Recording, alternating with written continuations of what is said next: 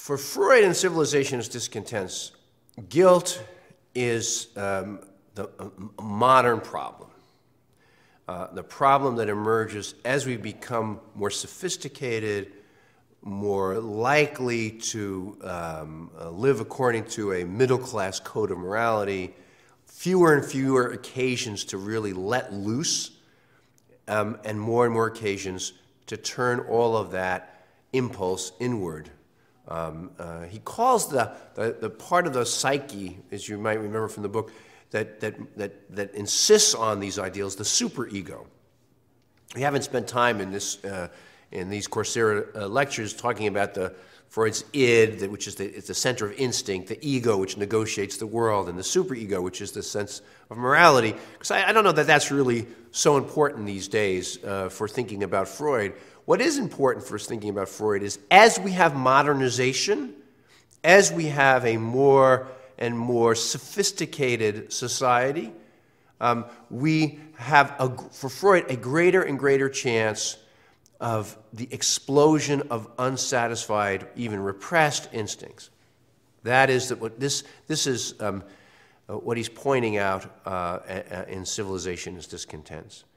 And so towards the end of the book, he discusses some of the alternatives people have urged or suggested. He talks briefly about socialism. He talks about some other things.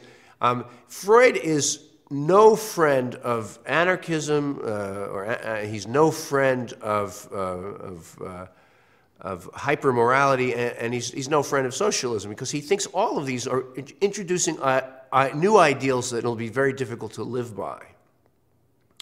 And he doesn't think we should have ideals that we strive to live by.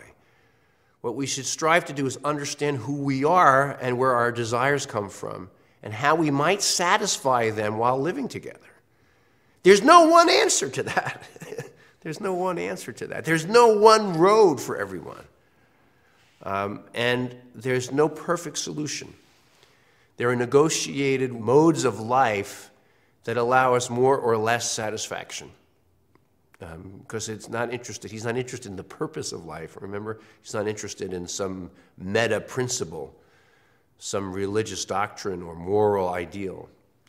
He's interested in how we can deny ourselves less.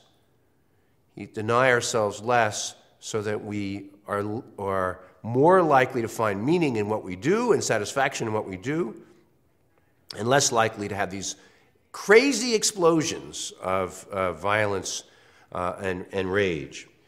So at the end of the book, you can ask the question, so why write Civilization is Discontents? Who does he think he's going to be helping, or what is he offering? What is Freud offering? And I guess in a way you can say he's offering what psychoanalysis offers. That is a way of thinking about the past, a way of thinking about the history of our desires, so that we can be more aware of how we make ourselves suffer. Freud writes very close to the end of the book on page 92 in our translation that he has no consolation to offer. Thus I have not the courage, he says, to rise up before my fellow men as a prophet, and I bow to their reproach that I can offer them no consolation.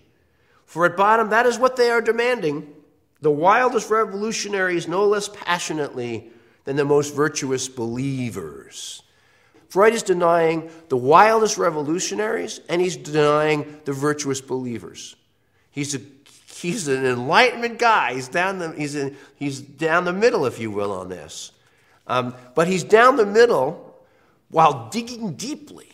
He's not just saying we can just keep the lid on and everybody should be in the middle of the road and not worry too much about what's deep in ourselves. No. Freud thinks that we have these deep sexual and aggressive impulses that need some form of gratification. But what he wants to escape is the pursuit of consolation through ideals. I want to just really emphasize that because it's so close to Nietzsche, and it really is related to Darwin and Baudelaire too. Freud wants to escape the pursuit of meaning through ideals. He doesn't want us to strive to live on a plane that is divorced from our animal natures, divorced from instinct. He doesn't want us to try to find a mode of consolation that obscures who we are, because if we obscure who we are, then we create another source of suffering. Remember, that's how we started early in the book. Freud's concerned with the sources of suffering. He wants us to see how we make ourselves suffer, in hopes, not that we can live a perfect life, but that we can make ourselves suffer less. There is no perfect life for Freud, because there's no one good way of living for Freud. He doesn't have that kind of track. But we can figure out how to make ourselves suffer less, and that would be a significant achievement. So in one respect, you could say Freud has no really real, use the terms we've used in this class before, because he has no goal of the perfect life, no ideal way of being in the world. But Freud does have a really real in the sense that he does think instinct or impulse is more fundamental than the disguises and the compromises we make. He has something that he uses to ground his analysis. This is his mythology, his eros versus thanatos, sex versus aggression. Those things are for him fundamental. They don't lead you to some ideal finale, but they do give you a grounding in analysis. So Freud, in that sense, is a modernist. I mean, he does look for something that is at the foundation of his analysis and of the way we live. Let's call it instinct. That's the way it's translated. The conflict of desires. Sometimes you can call that ambivalence, right? All our desires are ambivalent. That's really real. But it results in no ideal. It results in no perfect way of living. For Freud, all our desires are full of conflict. That is, you should never think for Freud that desires go in one direction. They're always tied up in knots. They're always complexly intertwined. And that means you can never have complete satisfaction, because the desires that you have are mutually exclusive. Not always, but at least in important ways. The most important example there is the desire to kill your father, because you also love your father. And to act on that desire would, of course, contradict another desire.